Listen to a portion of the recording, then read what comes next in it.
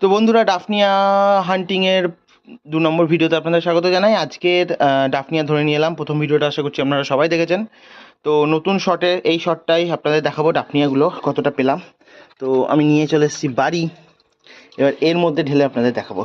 এই যে এটাকে পরে টরে যাবে, যাই হোক এটাকে একটু অ্যাডজাস্ট করতে হবে, যে করেই হোক করে নেবো। দিয়ে আপনাদের দেখাচ্ছি, ঠিক আছে? এর মধ্যে ঢেলে দেখাচ্ছি, তাহলে আর পড়বে না।